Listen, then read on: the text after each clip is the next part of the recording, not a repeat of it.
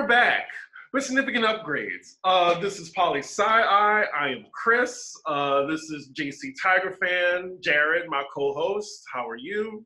I'm doing pretty well, and I'm really enjoying these new digs. You're giving like CB2 crate and barrel realness, like action ball. Yeah, a ninja is very happy, and shout out to Damien and his partner Rich. They really did everything. I cannot take the credit for this. Anywho, we're gonna get right into this week's political topics. So, Biden administration, people are sick of their shit. Like, they want their money and they want it now. And to me, I'm just thinking, well, are we being patient enough? And I see like Kamala's in the Senate chambers right now, and I thought that the bill passed because I thought she only came when it was a tie-breaking vote, but it was just a vote to even get it heard, right? Yeah. So yeah. now the Republicans are making this poor person, man or woman, like read 628 pages of the bill, which I think they completed. It took 11 hours. Should people be patient, or do you think they have a right to be upset right Both. So one thing that I think is strange is that the Biden administration didn't signal to people that the budget reconciliation process takes longer than does typical like piece of legislation that you're kind of drafting from scratch.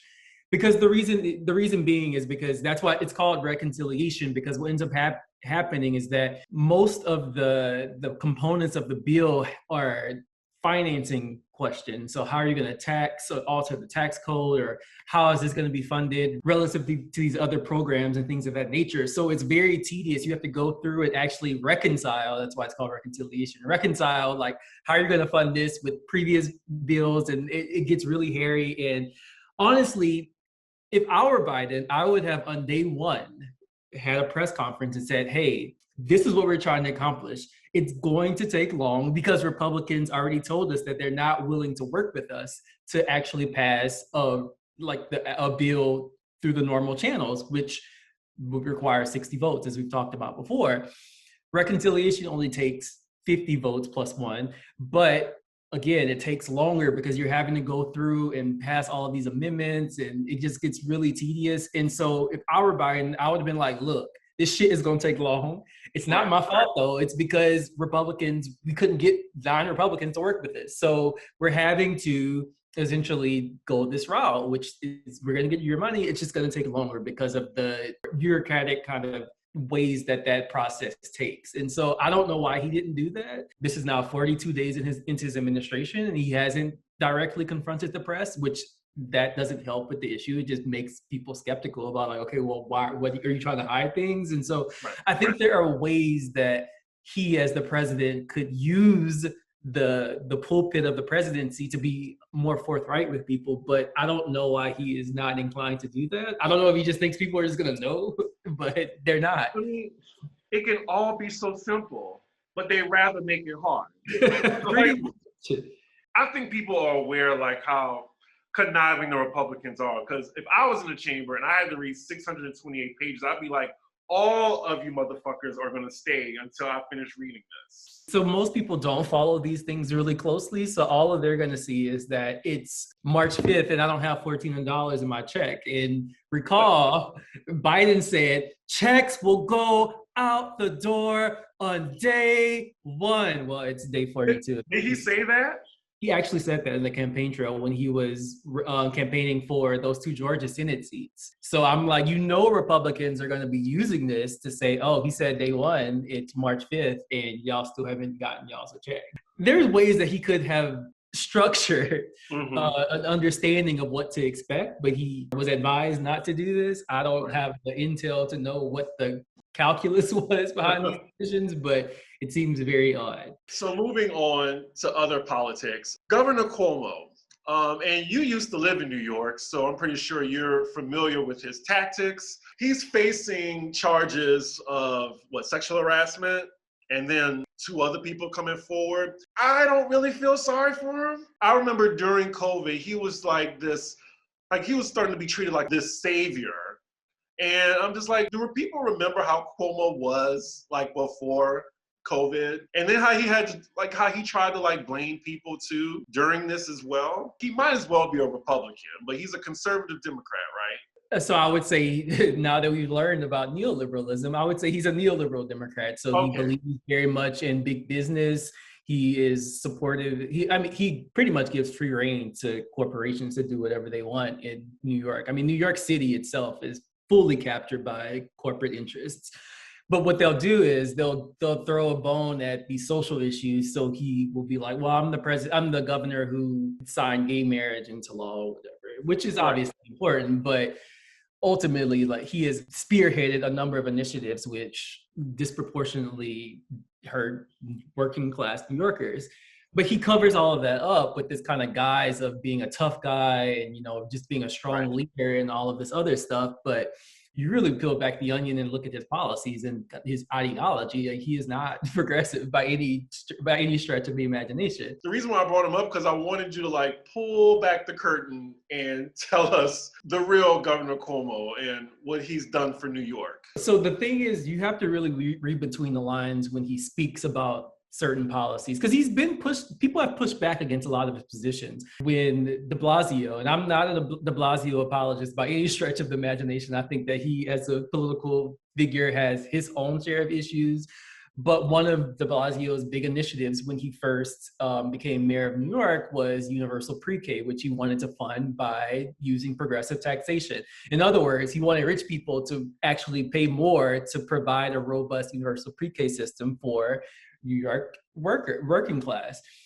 Cuomo essentially shot that down immediately and said that we can't raise taxes on wealthy people, and, you know, we can't, taxes are already too high, which New York taxes comparatively aren't high. The rent is high.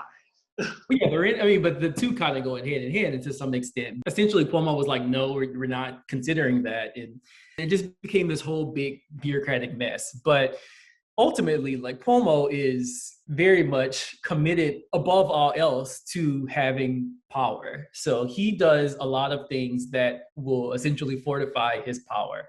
So for another like really good example of Cuomo just trying to exude power because he can, that's what people with power do. Like, they just shit on people because they can do it, and there's usually no consequences for it.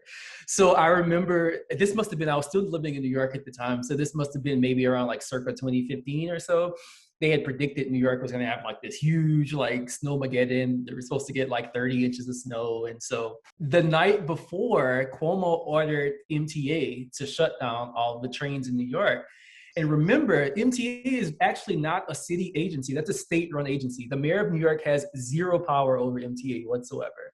So de Blasio, giving a press conference the next morning, the first question he's asked is, well, why did you shut the subways down and didn't tell people? And he was like, I legitimately didn't know that the subways were shut down until I read about it, like everybody else. Like, but that's petty. How do you not tell the mayor of New York City, the biggest city in the country, that you were shutting down the entire subway system?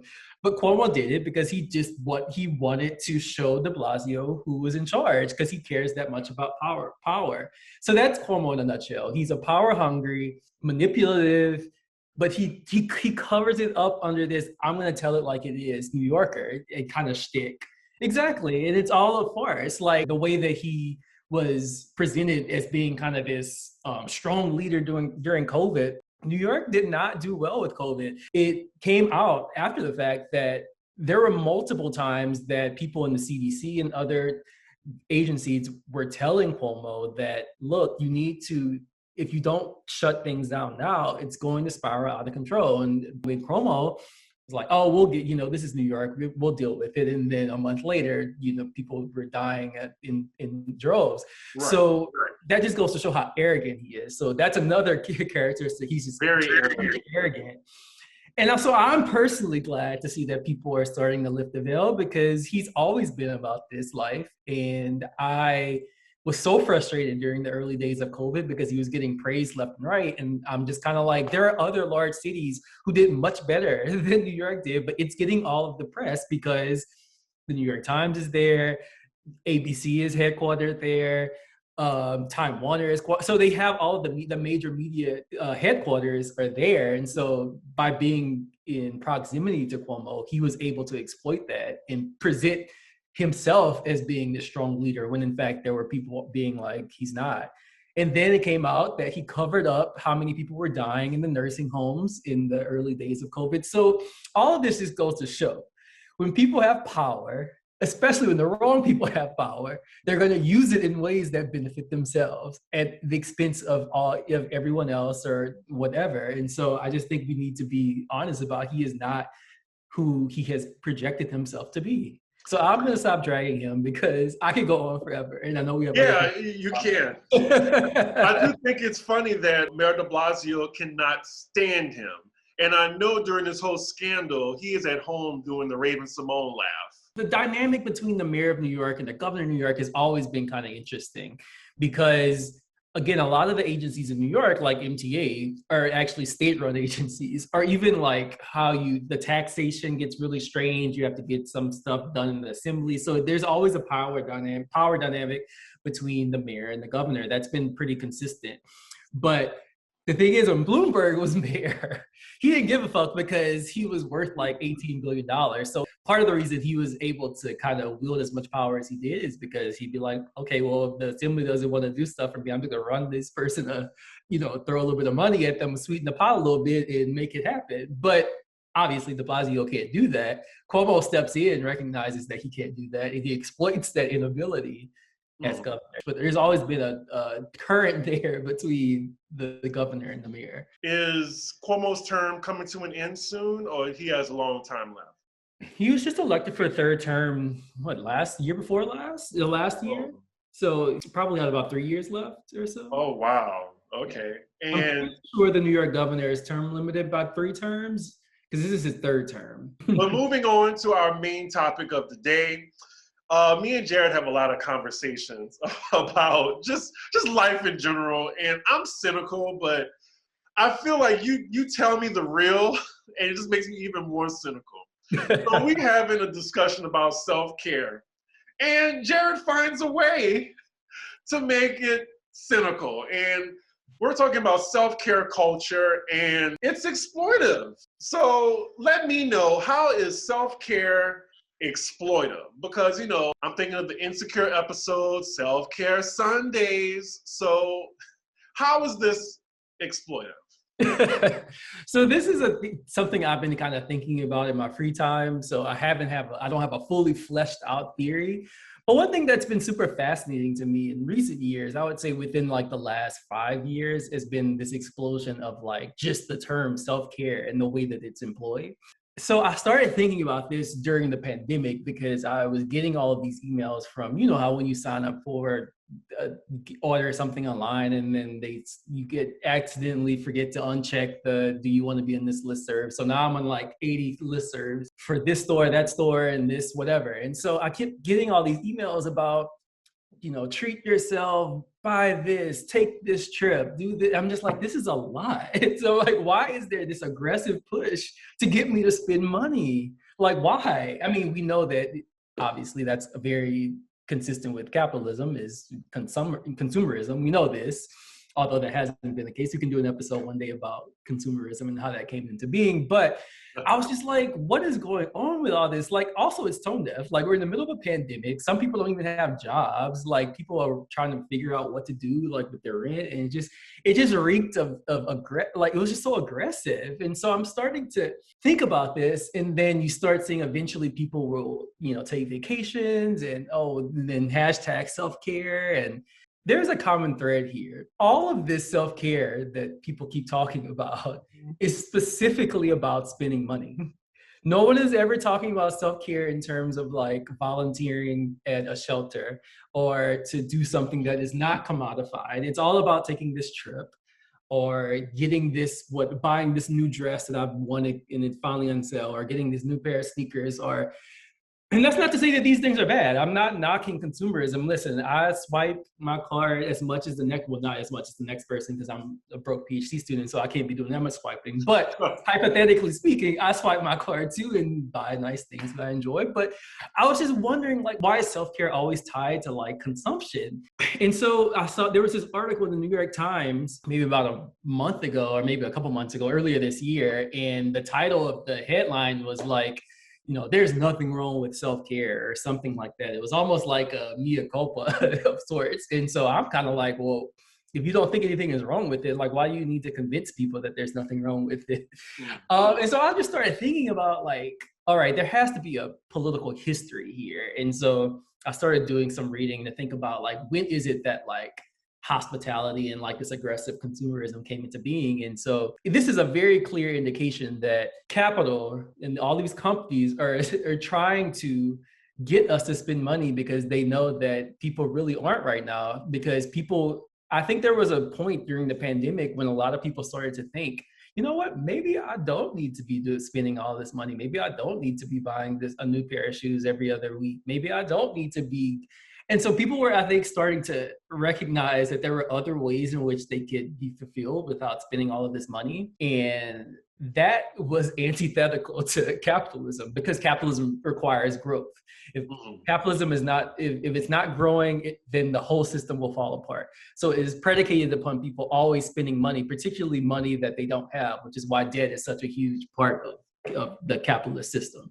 And so I started thinking about that in terms of self-care. That is, I started thinking about all of that kind of couched in this kind of overarching theory that I have. But again, I don't want people to think that I'm saying that people shouldn't engage in like self-care. It was just more so me thinking about the ideology behind that and the way that we're kind of shown all of these images and bombarded with all of these messages about how we need to consume and buy, take that trip. You want to go to Mexico. You just saw people down there in the ground. You want to take that trip.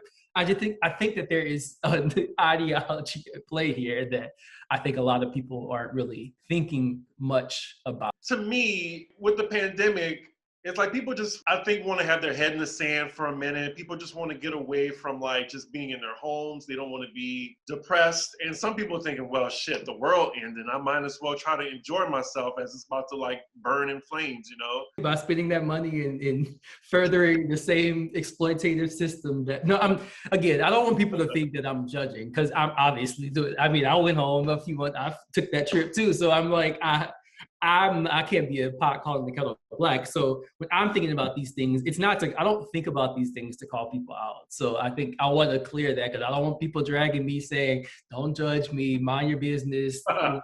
Like, listen, if you are listening to this, take that trip.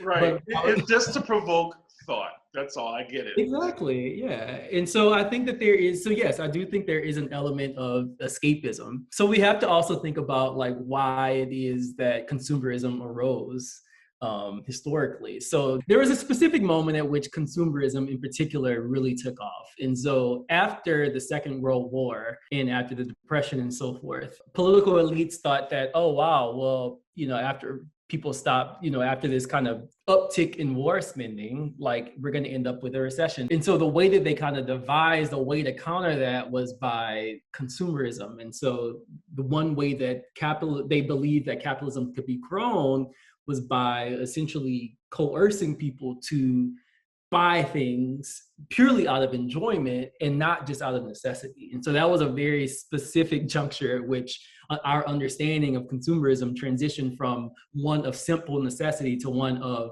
enjoyment. And that had profound implications because eventually people started to recognize that, oh, like I don't need to buy a new refrigerator every 10 months. Oh, I don't need to buy a new car every 5 years. And so, I mean, really, if companies get really strategic, they just start making shit that breaks. So then you have to, like Apple? Yeah, exactly. Because they have no incentive to make products that last long and that people don't feel like they need to replace. But and so also, but one of the big components of that was the rise of hospitality. So hospitality as an industry really blew up around the late 70s, early 80s, because for the same reasons, people were kind of getting disenchanted with just buying clothes and buying things. And so capital was like, well, we have to figure out a new way to get people to spend money. So we'll do that by selling experiences. Take this trip. And, that's when you see the price of flying starts to drop in hotels and things of that nature. And then also with the rise of credit. So anytime there's a moment at which consumerism kind of starts to plateau, capital has to devise a new strategy to get people to recommit themselves to consumerism. And so I think self-care culture kind of creating this image of self-care as being, oh, you're doing this because it rejuvenates you. It is wholesome. It is good for the soul, and all of these other kind of internal, emotionally laden kind of explanations, I think are very much consistent with. It reminds me of like when people post themselves, on a fancy vacation, they have those like prolific descriptions underneath. Yeah, just like, oh, this has been such a hard year for me, and I just, and it's been such a hard year. I woke up like 3 months ago, and things were just not really where I wanted them to be, but I pushed through, and my commitment to change never wavered, and so I'm the way that I have showing that I overcame this is by sipping this margarita in Hawaii on this beachside resort at the Hilton. But I mean, again, I'm not judging people. I'm just saying that there is I think people tend to think that we are in some ways outside of these things. But when we're always immersed in seeing images of take that trip, buy that new car, get you want their red bottoms, go ahead. Like, I think there is a way in which it transforms our understanding of what self-care actually is. And so I would ask people why does self-care have to be something that requires consumption? And if it requires consumption or spending money, then are there only certain people who are entitled to self-care? Because obviously everyone can't take that trip. Everyone can't buy that new car. Everybody can't buy them red bottoms. So again, but then people will say, well, self-care looks different for everybody. I'm like, so my self-care is just sitting at the house because I'm broke and poor. Your self-care is going to a 5-star resort in Puerto Rico. So why is it that self-care is such a recent phenomenon? And it is a recent phenomenon. So there's a website called Google Ngrams. So what it does is it shows you how many books or publications of a topic over time. So you can usually date back to like the late 1800s. And so if you go to Google Ngrams and type in like self-care, it's pretty much flat. Like the term was never mentioned until like the year 2000. And then there's like exponential growth. Again, now I'm always wondering like, whoa, why is it that this type of concept came into being when it did? And I think, again, it goes back to it was the needs of capital. Capital needed people to understand consumption in a new way so that they started consuming more. And so if you can couch it in these emotional terms, people are doing it because it is deeply good for their soul and themselves and for their own kind of sense of self, then you can kind of get people to recapitulate. You have a knack for letting people know that, you know what, you are still in the matrix, even though you don't think you are. But nobody should ever believe that they are somehow above everything that's going on and that they're not affected by ideologies. You are, we are, I am, you are, we all are, because that's how ideologies work. My last question on this topic is, a lot of people can make self-care seem exploitative, but can't you make anything exploitative though? Absolutely. That's what capitalism is. It's like the whole point of capitalism is to be exploitative. At every dimension of life, really. Again, I don't think we should think about this in terms of positive, negative valence thing, but more so understanding like what's going on. And so I don't think that people should think about this in terms of like, oh, like I'm just I'm so weak and feeble. Like that's not what it's about. It's about understanding where you stand within the system. Anybody who has to go to their job and work to put food on the table or put a roof over their head is being exploited. It's just the fact. If you depend on somebody else or some other entity for your own well-being, it's exploitation. But that's, again, capitalism has to grow. And so the way that it grows is by profit. And profit is above and beyond what is being paid to people. So when you go to a company and they pay you X amount an hour, like they have to make a profit. And so the way that they do that is through the wage system. Okay. Wow. I can't wait to see the comments on this. So last topic, I just saw this in the news and it was pretty popular on Twitter. Dr. Seuss, we're all familiar with it. And he was a blatant racist, apparently. And I text you randomly. I'm just like, it's 6:30 in the morning. I'm on YouTube right now, and I'm just going over Dr. Seuss books to try to find the racism in it. So Dr. Seuss books, like there was 6 specifically that was banned, not particularly banned, but they stopped publishing it. And, you have one side is just like, oh my God, y'all trying to take away Dr. Seuss and, all his American values. You have Donald Trump Jr. posting the Cat in the Hat with his fucking son. And then, you have the other side saying that he was a blatant racist, like he needs to be canceled. Is there some medium here? Because I feel like not all of his books was deemed in racism. And I don't know, it's just a slippery slope because you don't want to be canceled yourself for being objective. What do you think on this? Because you said something very poignant to me. Well, I think that we just generally don't have space for nuanced discussions of what racism is right at this particular juncture for a number of reasons. First, you have to look at who controls the media. It is corporations. And so for them, all they care about is they don't want bad publicity. So they are essentially going to cover any issue that is about the principal thing to do. And so it is the principal thing to do to show that, oh, wow, Dr. Seuss published a book 1,000 million years ago, and then one of the characters had blackface. This isn't to deny the fact that blackface was a very offensive kind of thing at one point in American history. I mean, it's still offensive. But if we don't stop and actually look at the context in which this was happening and use it as a teachable moment, then and just say, oh, we just have to throw all of his books, you stop publishing his books because he was a virulent racist, then you don't have the opportunity to actually have a conversation about, okay, well, what was blackface? Like, why was it a thing? Like, why did it emerge when it emerged? And what was the significance of it? And I think the thing is, and I've been thinking a lot about this, is that they think it's just this huge, force that is just overweening and taking and destroying people's lives. And I'm just like, it's not an external thing that is just existing. Like the concept of race, it's ideological. It arose at a specific point in history. It served purposes.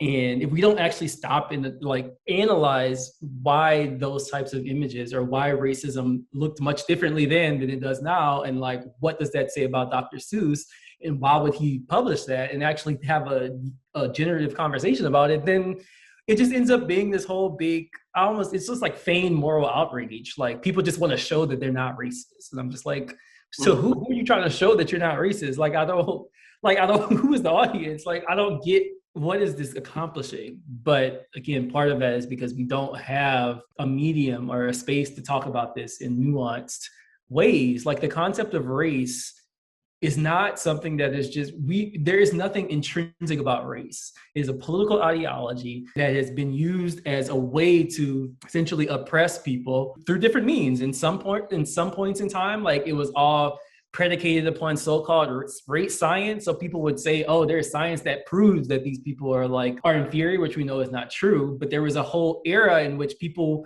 like Dr. Seuss were writing about these things. And like I was saying earlier, nobody is outside of these ideologies. Right. And so I just think we have to put things in context and think about the historical moment in which people were writing. We don't do that. We essentially think that, oh, well, if it's wrong in 2021, it had to have been wrong in 1917. And so we're just gonna essentially import our current understandings about the world, the way the world works today, to this previous moment, instead of doing the work and actually trying to understand what was going on historically at that juncture. And we were talking about not just Dr. Seuss, we were talking about Bugs Bunny, because, oh my goodness, I was like, oh my God, Bugs Bunny in blackface and pretending he was a slave. That goes to show things change, and what's understood as acceptable, it changes. And I think that sometimes people don't understand that things aren't static. It just feels like there's some space where people can learn, and there's some space where these people are just irredeemable. Well, and there's also the notion that cancel culture does not affect everyone easily. If Jeff Bezos says something crazy tomorrow, he wouldn't be canceled. He'd probably make another $20 billion next week. So it's not, there isn't a one-to-one relationship between the comment and like the likelihood of like cancellation. Like certain people are more likely to be canceled and affected in a material way. So we also have to think about that. But yeah, I just think that there's an opportunity to understand history. We think history is story time. That's really what we think it is. Like, we just need to be honest about it. We think it is story time, but history is not story time.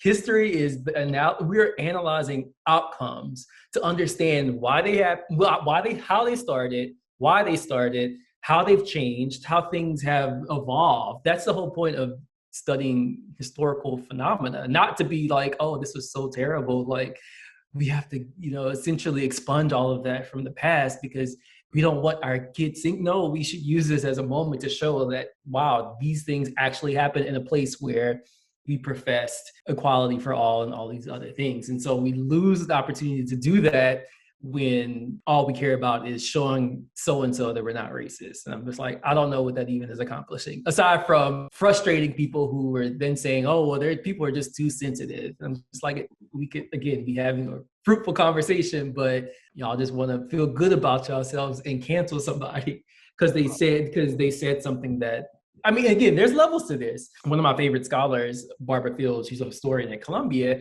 she made a really good distinction. She said that it's not just about free speech, it's about free inquiry. So what we really are asking about do people have the capacity to inquire about events and moments in a critical way?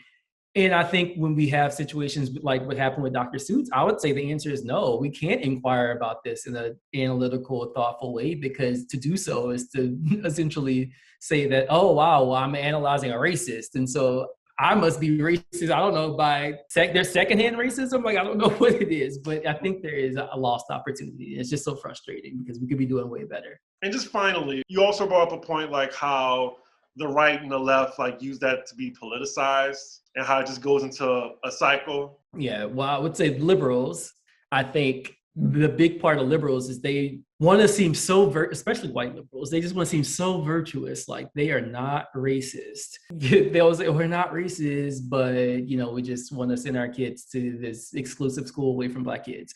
But this is an easy way for them to signal how virtuous they are. I mean, everyone rolls their eyes at it. I'm sure you rolled your eyes when you saw this Dr. Seuss thing.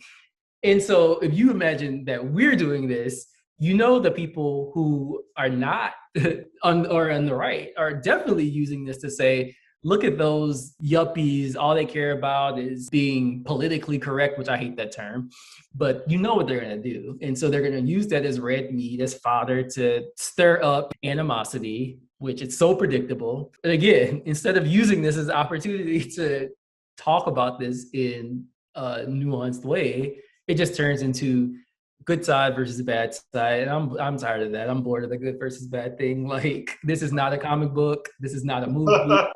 Life. The world is complex. Things change. Yeah, it's just so basic. It would be fun if it was a comic book. The Trump thing felt like a comic book almost.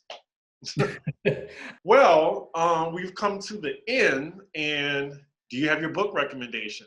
Oh, yeah, that's a great question. So I'm going to actually, where is it? In light of our conversation, I have to do this because this is my favorite book. So the name of the book is called Racecraft, The Soul of Inequality in American Life. So the whole point of the book is to show that race is not biological. It is not intrinsic. It is a historical phenomenon. It arose at a very specific moment during a specific historical period, I should say. Mm-hmm. And so they really trace and show how the ideology of race has evolved over time to kind of correspond with the political, social, economic needs of the time, the needs of the ruling class, that is. And so they talk about that. And it's really good. It's I'll be honest, some parts of it can be somewhat dense, but it never lacks for intrigue. So I would definitely recommend it. It's called Racecraft. It's by the brilliant Barbara and Karen Fields. Yeah, that's my recommendation. Yeah, I mean, it sounds interesting. And it will be in the description below. So yeah, where can they find you if they want to blow your comments up or have any questions for you? Yes, and I will say again, do not come for me. I was not dragging anybody. I was not judging. I just analyze. And if I am dragging, I'm also dragging myself because, again, I'm in this world too. But anyway, you can find me in the Bird app, JAYC Tiger Fan. I'm also on Instagram, although less frequently, but either one of those. And you can find me CDIGGI1 on Twitter, Instagram. Make sure you like, comment, and subscribe, and more importantly, share. So we will see you next week. Thanks for joining us, and yeah, see you later.